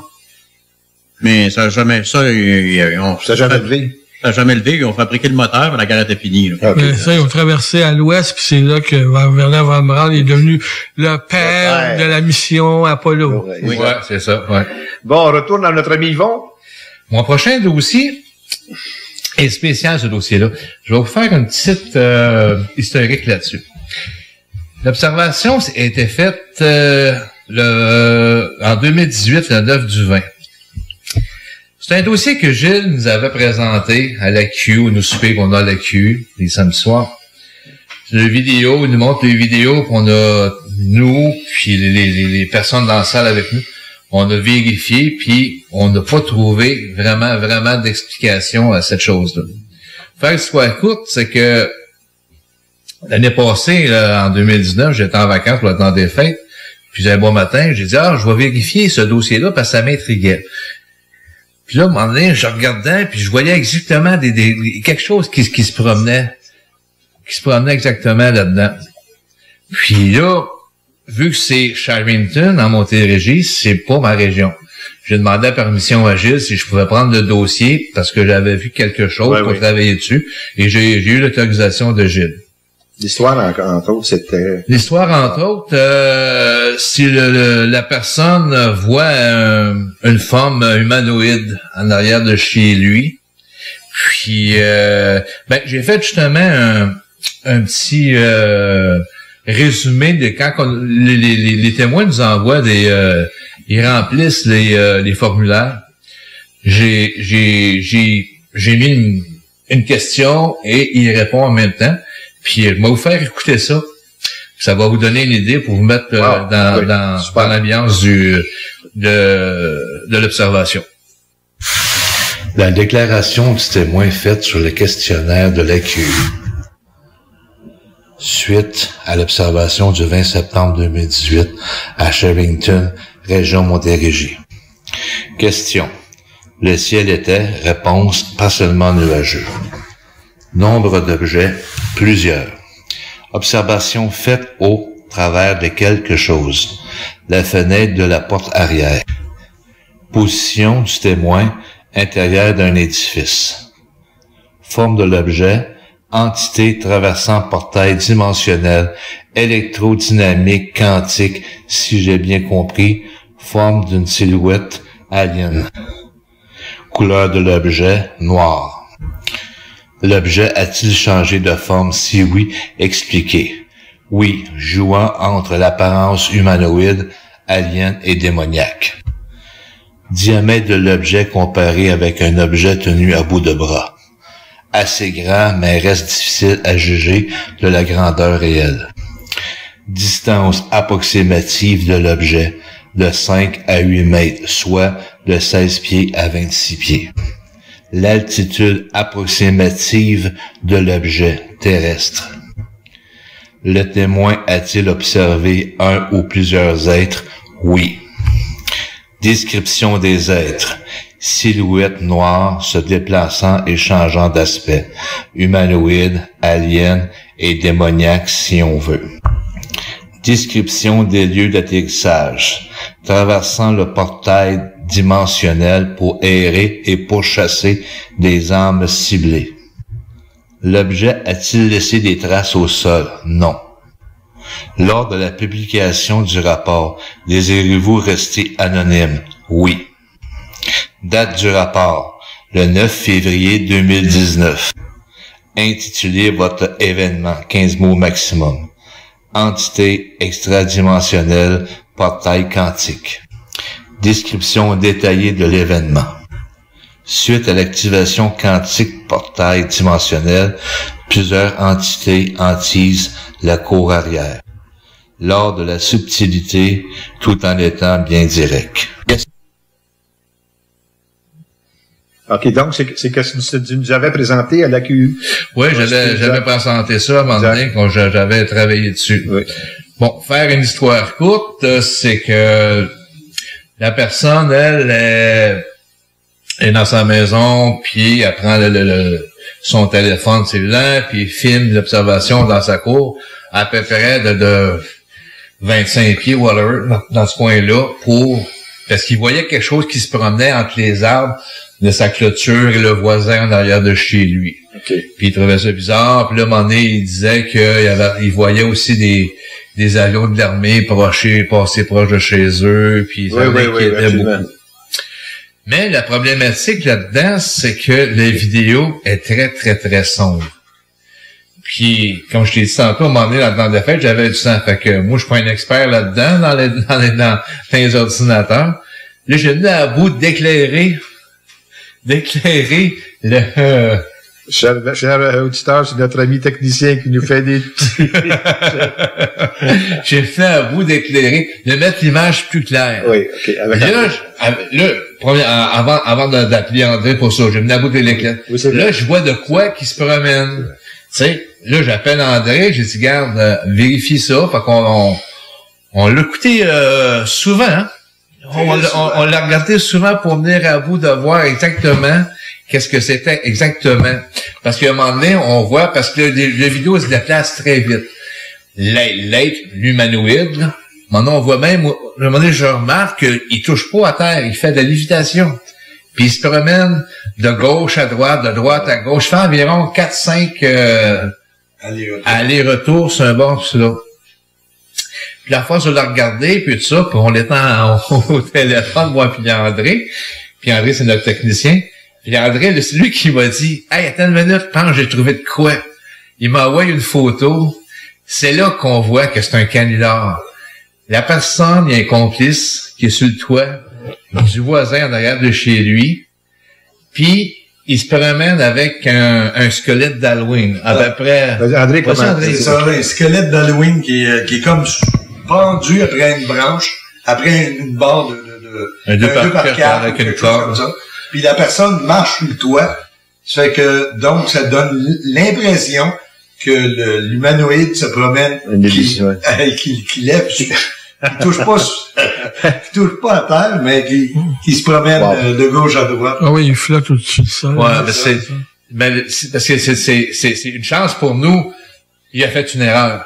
À un moment donné, il a descendu trop bas et c'est là qu'on voit comme les arbres, le 2x4 avec la corde et le squelette. Et puis quand on le regarde, à un moment donné, il se déplace, il part de la gauche, s'en va à droite, puis il y a un arbre qui est là, puis il fait comme d'un balancement, puis après ça, il retourne vers la gauche. Mais quand il retourne vers la gauche, à force de regarder une centaine de fois, mais là, on voit que l'humanoïde, il va de reculons, comme Michael Jackson. Là, ça marche pas l'affaire, là. Puis la vidéo, il finit bien sec. Ouais. Fait que, c'est ça. Fait que, qu'est-ce on a déduit de ça, c'est que le gars, il a un complice. Puis, comme vous avez vu tantôt, vous avez écouté tantôt, le gars, il met beaucoup de choses. Un être dimensionnel, démoniaque, puis garde, on en met. Ouais, j'ai reçu d'autres courriels de... C'est ça, les mensonges sont dans les détails, souvent. Toujours. Oui, c'est ça. Toujours. Parce que des fois, quand la personne donne, ça veut pas vraiment tout le temps dire ça, mais généralement, quand on en donne plus que ce que le client en demande, puis quand on reçoit, justement, le cas de la personne qui a juste un prénom, il n'y a pas de nom de famille, puis il n'y a pas d'adresse qu'on peut aller vérifier, exemple, soit se déplacer sur place pour aller vérifier les lieux, ou sur Google pour aller voir les... Oui. Ça te met la puce à l'oreille un petit peu. Mais on a été chanceux de... C'est pour ça qu'à un moment donné, je dis souvent, on forme une équipe. Tu sais, à un moment donné, moi, dans l'électronique, pis ça, dans les orties, je suis pas fort. Mais André, c'est un king là-dedans. Je veux pas le vanter, mais c'est un king, OK? Absolument, je suis d'accord. Puis, lui, il y a d'équipement chez eux qui est capable de faire plus que moi, même avec mon petit ordi à la maison, OK? Absolument. Là, à un moment donné, c'est ça qu'à un moment donné, il l'a découvert. Il dit, garde, c'est ça. Puis quand je l'ai vu, j'ai dit, vierge, et il a raison. Parce qu'on s'est obstiné un petit bout de temps, là. Oui. On s'est dit, non, c'est vrai, sérieusement. On s'obstinait pas mal tout le monde parce que c'était tellement... Parce que c'est ça. Mais quand il m'a démontré, regarde, là, j'ai dit, vierge, il a raison. Fait que, si, exemple, là, c'était un addon en remarque, OK? Que, je dis, ce dossier-là m'intéressait, m'intriguait plutôt. Je vais aller voir. Si on fait pas l'enquête dedans, puis je demande pas à André de vérifier, mais c'est un cas qui pense, puis goodbye la visite, là. Puis je me rappelle ce soir-là, probablement tout le monde était ici, là, on était là, ce soir, le souper. Oui. Ce soir-là, comment que la salle était pleine. Absolument. Absolument. Là, je me demande, là, j'en ai parlé avec ma conjointe aussi, je me demande aussi, là, si les personnes étaient pas dans la salle pour vérifier, qu'est-ce qu'on allait dire sur leur cas, eux autres? Est-ce qu'ils avaient réussi à nous en passer une, entre guillemets? Mais, non, on était vraiment, c'était un beau cas de ce cas qu'on a enquêté. Vous avez fait un simple et bon travail, les gars. Ouais, franchement, là. Simple et bon travail. Ben, c'est pour ça que ton cas, on en a fait un article dans le UFO Mundo. On l'a appelé, on l'a intitulé La pêche au canular. C'est vrai, oui, je me rappelle de ça, je me rappelle de ça. En passant, cher auditeur, c'est vrai, j'avais complètement oublié. Ricardo est responsable d'un journal qu'on fait à la QU qui sort aux saisons, qui s'appelle UFO Mundo. C'est sûr qu'avec la pandémie, il y a eu un petit relâchement, mais Ricardo, je pense qu'on reprend ça. Oui, c'est un journal PDF gratuit qu'on a mis sur le site web. Vous allez voir, il y a une section UFO Mundo, puis vous pouvez télécharger toutes les copies des premiers UFO Mundo qu'on a fait. Donc, c'est toujours gratuit, puis c'est très instructif. Et c'est une collaboration extraordinaire parmi les gens de la QU qui fait que c'est un journal qui va fonctionner, on l'espère, dans les prochains mois, les prochaines années. Okay, merci beaucoup. Mais c'est pas toujours ça, c'est un canular qu'on a pogné. Oui, c'est ça. Mais généralement, là, il y a comme il disait, de 3 à 5, 10, 5% maximum, il y a certains événements qu'on ne peut pas expliquer, là. On ne sait pas vraiment, là. C'est sûr. On est quand même chanceux aujourd'hui avec la technologie qu'on a, si on regarde dans les années 70, mais il y a bien des affaires qui ont passé sous le radar qu'aujourd'hui on serait capable d'identifier, mais dans ce temps-là, il n'y avait pas la technologie qu'on a aujourd'hui. C'est comme aussi facile de faire des canulars que de démystifier les canulars avec Surtout l'Internet. Aujourd'hui, là, c'est facile de faire des canulars avec Internet, mais c'est aussi facile de les démystifier, de les déboulonner. Oui, justement pour ça, ouais. Puis il y a des fois aussi, la personne est de bonne foi, là, veut dire, c'est pas un canular, là, mais il y a beaucoup de méprise. Ouais. Oui, c'est ça. Il y a beaucoup souvent, de méprise. Là, comme tu dis, l'observateur, il est pas dans le canular. C'est surtout, il fait juste observer, témoin du canular. Donc, il est extérieur. Ouais, mais c'est ça. Il est complètement de l'extérieur. Mais, qu'est-ce qui est plaisant là-dedans aussi, c'est que, comme je vais me répéter encore, c'est qu'on forme une bonne équipe. Si j'ai un problème côté là que je comprends pas, je vais demander, ou d'autre côté, astronomie, je vais demander à Jean, de l'autre côté à Gilles, à Ricardo, puis même avec certains directeurs de région qui sont connaissants, soit dans l'aviation ou dans d'autres domaines. À ce moment-là, c'est facile pour nous autres de dire, j'ai pas la réponse à là, j'étais voir sur Internet, pas non sur Google, mais je vois pas vraiment à ce moment-là, tu vas chercher des informations à la personne que c'est son champ d'expertise. Et à ce moment-là, lui, il peut dire plus exactement, regarde, Yvon, regarde ce côté-là, puis regarde de l'autre côté, justement, il y a un cas, justement, j'étais en train de travailler un gros cas à Gatineau. Puis j'étais en train de travailler, puis je travaillais justement avec Ghislain. Ouais, c'est bien. Puis parce que j'en parlerai plus tard, là, cette affaire-là, c'est spécial. Ça s'est passé en 97. C'est spécial, les choses. Mais les personnes ne voient pas la même forme de l'OVNI. Oui, l'histoire, la discussion qu'il y a eu. C'est ça. C'est ça, c'est bon, ça. On en parlera. Oui, on va en parler, parce que ça, c'est assez rare que ça arrive. Normalement, ils vont tout te dire, comme à Québec, on a vu des triangles, des choses. Mais ça, c'est deux formes différentes. Est-ce que les personnes, vu que les angles sont différents, en tout cas, j'en aborderai là-dessus plus tard pour voir exactement où on est rendu à cette question-là. On doit passer à une pause également. Par la suite, on va entendre Jean Vézina qui va nous parler. On reçoit beaucoup de cas là, sur les météorites. Alors, Jean va nous parler un peu c'est quoi les météorites et quelle couleur et ça correspond à quoi. À tantôt, mes amis.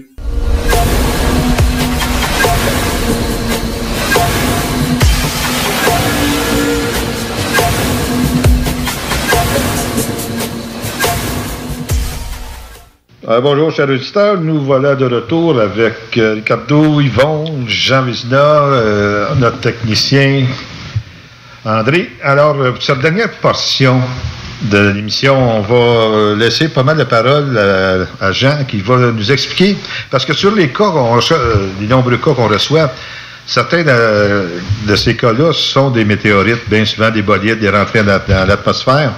Alors, Jean, qui est notre responsable scientifique. Le vulgarisateur. Le vulgarisateur, oui, exactement, c'est un bon mot, Ricardo. Alors, on va demander à Jean qui nous explique là, les couleurs qu'on peut voir lors de ces entrées atmosphériques-là. Alors, Jean, vas-y. C'est ça, il y a beaucoup de cas qu'on l'on reçoit, que c'est en fait des bolides. OK. Puis, une des caractéristiques de ces cas-là, c'est qu'on va avoir beaucoup de rapports à la même heure pour une soirée. Comme l'affaire de Starlink l'année passée. Ça, c'était des satellites. Oui, c'est ça. C'est des satellites, mais c'était tout en même temps. Qu'est-ce que je fais dans ce cas-là? Il y a un site, ça s'appelle l'American Meteor Society. Il y a des observateurs bénévoles qui rapportent leurs observations. Et puis tout ça, c'est compilé. Fait que je compare les heures des observations qu'on a reçues au Québec avec les observations des observateurs bénévoles. Et puis, dans ces listes-là, la région est indiquée. Comme par exemple Canada, Québec. Si c'est marqué Canada, Québec, et puis c'est la même heure, fait que oui, c'est un bolide. Souvent, ça traverse le ciel. Les gens voient ça assez gros. Et puis aussi, qu'est-ce qui est intéressant, les distances sont souvent erronées. Ça va passer juste derrière une maison, ou très près, mais alors ça fait plusieurs centaines de kilomètres. Là. Et puis les couleurs, parce que oui, c'est ça, les gens rapportent toujours des différentes couleurs. Hein. Différentes couleurs. ça donne une idée de la pierre qui brûle dans l'atmosphère, de sa composition. Fait que si la météorite contient du magnésium, elle va être bleu pâle. Si c'est du sodium, ça va être orange, comme nos lumières au sodium. Là. Le calcium, c'est un petit peu plus rare, c'est violet. Fer, jaune pâle. Oxygène, si il y a un composé qui a de l'oxygène, ça va être rougeâtre. Et le cuivre, vert. OK, d'accord. Mais c'est sûr, quand on voit l'incandescence du bolide qui rentre dans l'atmosphère, c'est-tu aussi des glaces? C'est-tu non? C'est seulement que le métal lui-même, hein? C'est la pierre qui brûle. La pierre lui-même. OK, d'accord. OK. C'est la fusion de la pierre avec l'oxygène qui donne cette couleur-là. Oui, c'est qu'elle brûle. Elle rentre très rapidement, elle brûle. Okay. Elle peut aussi se fragmenter. Ça peut donner l'impression qu'elle change de direction. Parce que les gens, vu que ça part dans plusieurs directions, souvent les gens oublient les autres. Et ils se concentrent sur un fragment et ils disent que ça doit changer de direction. D'accord. OK, d'accord. Puis également, Jean, je sais que tu travailles sur un projet. Tu as travaillé sur un gros projet d'orthothénie. C'est un mot qui vaut beaucoup de points dans le Scrabble, en passant. Alors, j'aimerais ça que tu nous parles de ce fameux projet-là. Mais aussi, il y a un autre projet que tu travailles présentement, je pense.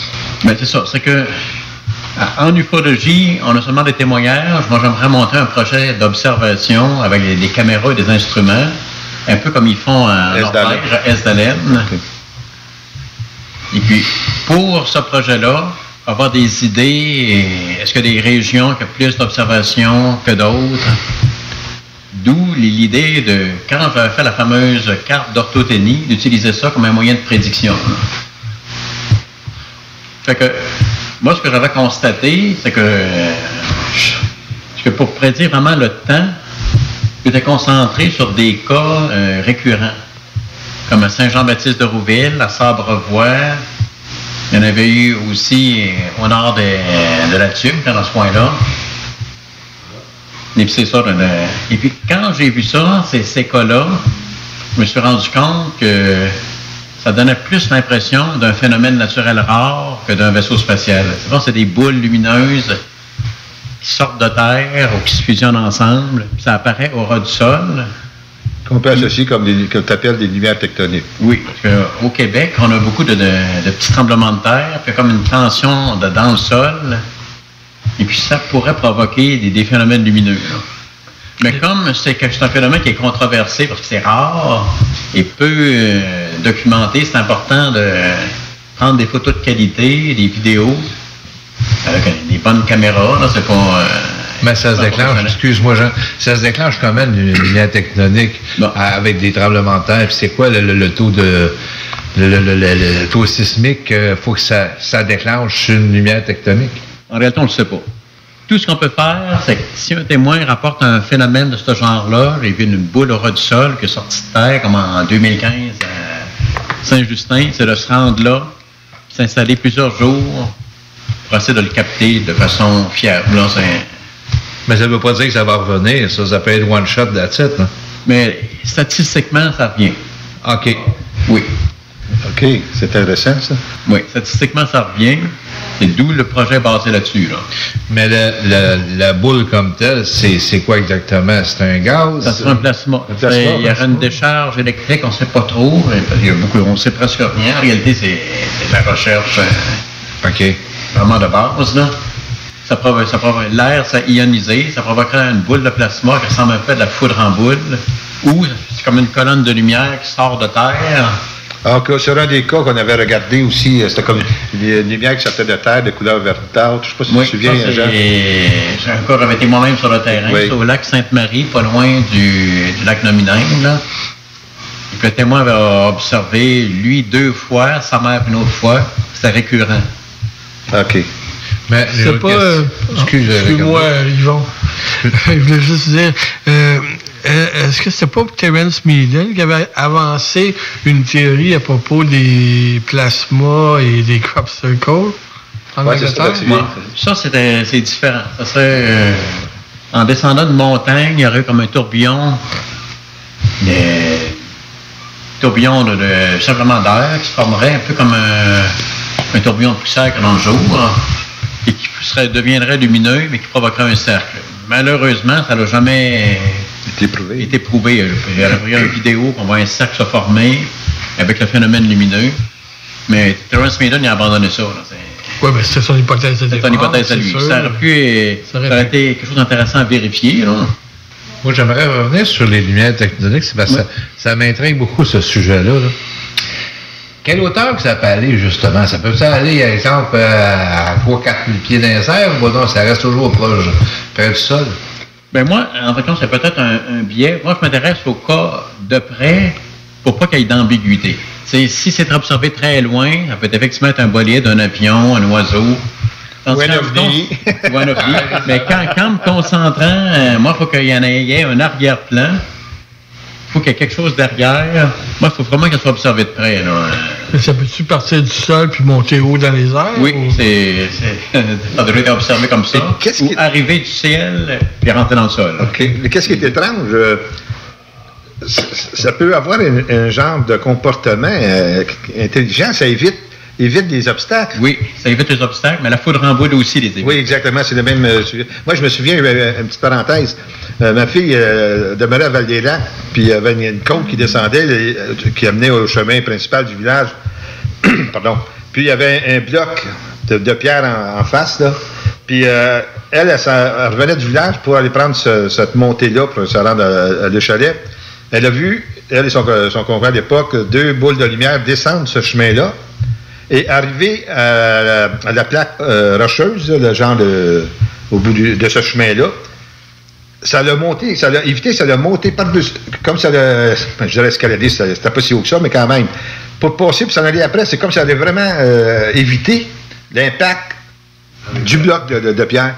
C'est vraiment, puis c'est à Tremblant. Val-des-Lacs, c'est pas loin de Tremblant. Oui. Donc, on sait que Tremblant, ça s'appelle pas Tremblant pour rien. Les Indiens l'appelaient comme ça parce que si tu mets ton oreille sur les roches, tu entends toujours un genre de vomblissement. C'est bizarre, c'est d'autres observations qu'ils ont vu les boules de lumière passer à travers la maison. Oui. Dans les murs. Mais ça, c'est plutôt quand il y a des orages. Foudre en boule, les fenêtres sont ouvertes, les courants d'air, puis... à travers les fenêtres, mais la foudre en boule aussi, traverser les fenêtres, passer en dessous des portes. Ouais, c'est une bonne façon. Un peu comme dans Tintin, les 7 boules de cristal. Ouais. Oui, un peu comme Tintin, les 7 boules. Une bonne façon. Donc, la prochaine observation, c'est passer, chaque fois qu'on reçoit un cas de QU, c'est vérifier si ça ne ressemble pas à ça. Exact. De partir sur le terrain, et des fois, ça n'a pas toujours bien marché, les témoins ne veulent pas collaborer, là, c'est... Ben, il y a des témoins qui veulent croire malgré des preuves qu'on leur apporte ou des hypothèses qu'on peut leur donner. Non, ils n'embarquent pas. Ils veulent vraiment s'en tenir à leur croyance, en fin de compte. Hein. C'est un peu plus difficile pour nous, mais c'est leur observation, c'est leur histoire, donc c'est à eux. Ça leur appartient, mais c'est sûr que souvent un témoin... On disait, souvent, ça va arriver pas tout le monde, mais souvent, il y a des témoins qui veulent avoir raison et non pas avoir la vérité. Ils veulent avoir raison, donc, si tu as beau leur dire que c'est ça l'explication, ils vont quand même garder leur explication extraordinaire, puis ils vont aller ailleurs pour essayer de pouvoir valider leur explication. Puis c'est normal, c'est humain faire ça. Mais nous, notre travail, c'est pas ça. Nous, notre travail, c'est de comprendre puis d'expliquer les observations que nous recevons tout simplement. Moi, il y a une phrase qui me revient à l'esprit que j'avais pognée sur Internet, puis depuis ce soir-là, ça dit crois-tu ce que tu vois ou vois-tu ce que tu crois? Ça explique pas mal de choses. Si la personne croit aux extraterrestres, aux ovnis, ben pour lui, il va voir quelque chose. C'est une recobalance. Il va l'associer. C'est ça. Puis l'autre personne, à un moment donné, qui sont plus sceptiques par rapport au phénomène, ils vont se poser un petit peu, j'ai-tu vu ça, là? C'est quoi exactement ce que j'ai vu? Cette phrase-là, il me semble que ça complète pas mal dans le domaine, soit des ovnis du paranormal, c'est tout du relié d'une manière ou d'une autre ensemble, ça là. Oui, ça explique la méthode inductive et déductive. Déductive, c'est que tu as des preuves, tu essaies de trouver l'explication, tandis qu'inductif, tu as déjà la réponse, tu essaies de trouver des preuves qui vont t'amener à valider ta réponse. Puis souvent, ce qui arrive, c'est que peu importe que tu changes, les explications sont pas comme ta réponse, tu vas essayer toujours de valider ta propre réponse. C'est ça qu'on parlait avec des gens que t'as beau leur dire l'explication, arriver avec des bonnes explications, empiriques, ils vont toujours rester avec leur histoire. Puis c'est normal, c'est leur expérience personnelle. Il faut comprendre à la base, c'est une expérience personnelle des gens, donc ça leur appartient. Non, c'est pour ça aussi que l'observation instrumentale, avec une bonne caméra, on voit vraiment l'air que ça a. Là, il n'y a plus vraiment d'interprétation. On peut mesurer le spectre. Ça dégage un champ magnétique, ça dégage la radiation.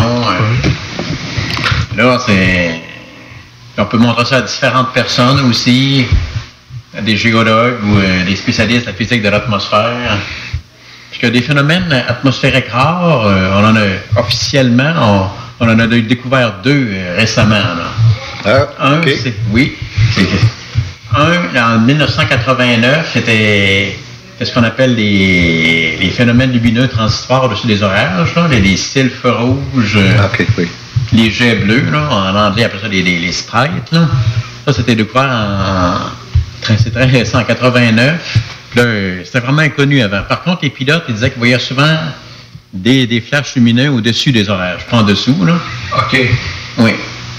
Donc ça, c'est un phénomène qui était pas connu, même critiqué, que maintenant est accepté parce que par hasard, il y avait une caméra de la NASA qui pointait à la bonne direction.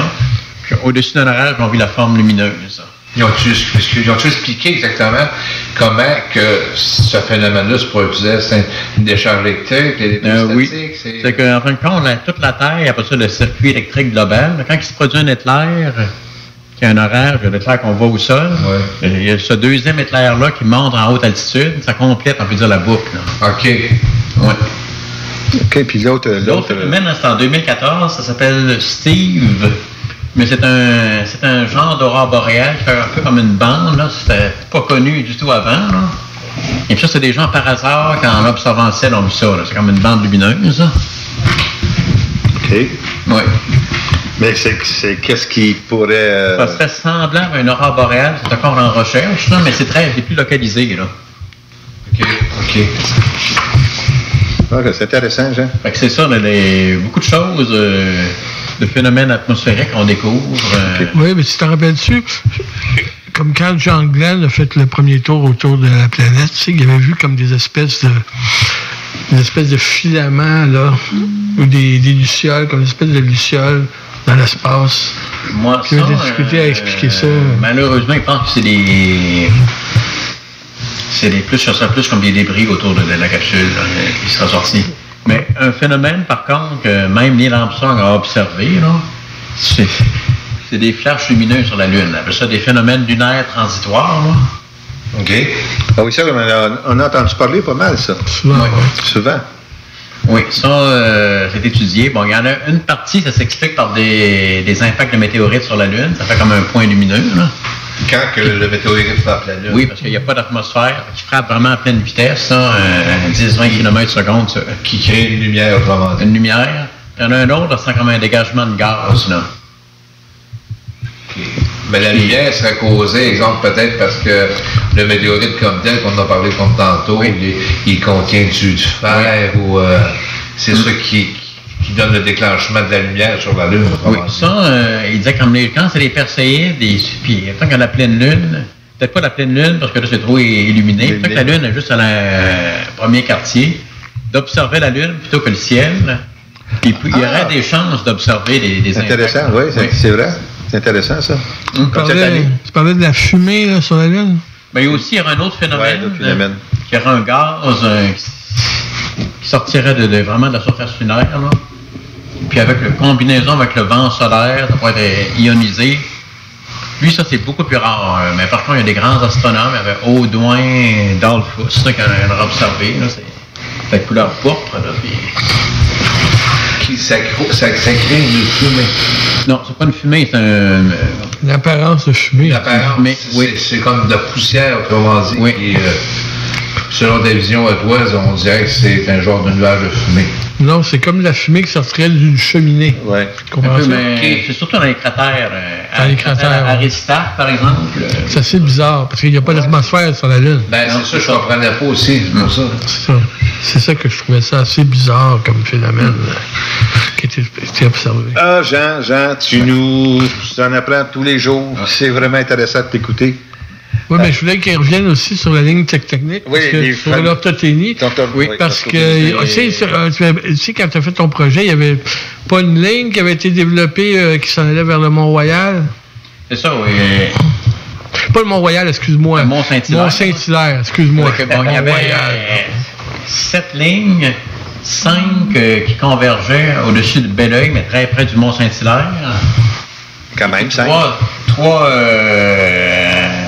Trois autres qui convergeaient autour de Saint-Jean-Baptiste de Rouville, que le Mont-Rougemont proche. Et puis à cette époque-là, il y avait beaucoup d'observations. Puis même, je connais des gens qui ont vraiment observé le phénomène.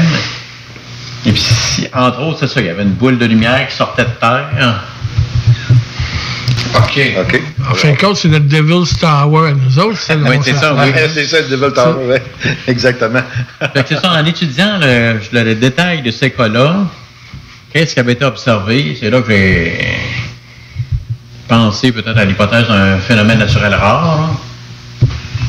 Aussi, il y en avait une madame, c'est vraiment étrange qu'elle avait observé. Ça ressemblait un peu à Saturne, mais comme une forme plus allongée. C'était tout comme des petits points lumineux, puis ça se promenait en zigzag, là. Ça avait passé au-dessus de la raffinerie de sucre du Mont-Saint-Hilaire. Moi, il y a un nom qui me semble là-dessus, sur ce phénomène-là. C'est pas serpent lumineux qui appelait, je ne me rappelle pas exactement le terme anglais de ça, là. En plus, je pense que c'était quoi déjà cette affaire-là? Des rods? Ouais, c'est ça. Les rods? Les rods, les fameux rods. Les rods? OK. Bon, ça, malheureusement, c'est un artefact vidéo, là. C'est capable de reproduire qu'une caméra, là. C'est tout simplement quand la caméra n'est pas assez rapide, puis c'est un insecte, ça fait comme une traînée, qu'on peut voir les ailes, ça fait comme une frange. OK. Intéressant. Oui. OK. Bon, les autres phénomènes lumineux seraient des phénomènes de plasma. Là. Tu m'avais pas parlé à un moment donné que Richard Glenn avait utilisé ton travail d'orthothénie? Oui, malheureusement, là, il s'est passé... Toute une mythologie a été créée au Québec avec ça, le Mont-Saint-Hilaire. Ah, c'est Dialope. Oui. Ah, OK. Là, je comprends. C'était Amy Michel qui avait développé ça, l'orthothénie, oui. Non? C'est la première fois? Mais la première fois. Malheureusement, qu'est-ce que lui a découvert, c'est plus valide parce que les cas ont été contestés, puis même les dates, parce que lui, il fonctionnait avec des coupures de presse, là. Okay. Souvent, les cas étaient cités de façon très approximative, le lieu près de telle ville, ou vers 11 heures. Ouais, mais c'est des données, tu vas pas... Tu peux pas dire... Tu peux travailler avec les données, ouais, tu peux travailler avec il faut que tu travailles avec les données que tu as de l'époque aussi. Ouais, c'est ça. Ça dépend des sources, mais tu sais, si tu n'as pas de données, tu n'as pas de travaux. Ouais. Si il faut que tu trouves les données, donc c'est lui, c'était la façon de trouver ses propres données, donc pour faire son travail. Mais le fait qu'il a développé ça, cette technique-là, c'est extraordinaire parce que ça fait qu'un Québécois ensuite a repris ce travail-là pour en faire un autre travail extraordinaire au Québec. Oui, ça serait intéressant d'aller pousser plus loin. De nos jours, aujourd'hui aussi, est-ce que les lignes auraient changé? Ça serait à vérifier. Est-ce qu'il y a encore la même lignée, encore sur les mêmes lignes que dans le temps que Jean avait étudié le phénomène? Est-ce qu'aujourd'hui, avec les nouvelles informations qu'on a par rapport aux ovnis, est-ce que ça a dévié ou c'est toujours encore dans la même lignée? Ça serait intéressant à vérifier. Pour moi, maintenant, j'ai décidé d'avoir une approche plus simple, vraiment ponctuelle, là. Parce qu'une ligne, quand même, ça couvre quand même un grand territoire. Ouais. Si on veut choisir un endroit pour observer, tandis qu'une observation des œuvres récurrentes toujours au même endroit, ça c'est très facile. C'est un point dans l'espace. Ouais. Tandis qu'une ligne, on peut chercher peut-être 300-400 km. Ouais. C'est pas... c'est pas comme moi. Dans ce cas, juste une approche ponctuelle qui est beaucoup plus simple, il y a plus de chances de réussite. Cool. Ouais, c'est très, très intéressant, Jean. Merci beaucoup de toutes ces informations-là, vraiment. Là. Mais ça a un petit rapport avec les champs magnétiques, ça? Non? On ne sait pas trop. C'est pas trop encore, hein? OK. Mais des courants telluriques à la surface de la Terre, mais ça, c'est vraiment pour ça qu'on fait un projet de terrain, tout mesuré, pour avoir vraiment, peu que de faire des hypothèses, d'avoir du quantitatif. OK, excuse-moi. C'est beau, toutes ces choses, phénomènes naturels, puis tout ça, mais ça n'explique pas tout, là. Non, on pense que ce qu'on appelle l'OVNI... Faut pas tout mettre, ça c'est naturel parce que ça, non, exact, ça, c'est sûr. Mais ça peut être autre chose. Ce sont des hypothèses qu'on oui, lève, c'est ça, trouver des solutions. Mais ça fait partie des plusieurs phénomènes distincts qu'on rassemble ensemble. Exact. Ça fait partie des 95% des cas qu'on explique. Parce que nous, là, ce qui nous intéresse vraiment le plus, c'est de valider l'hypothèse extraterrestre, en fin de compte.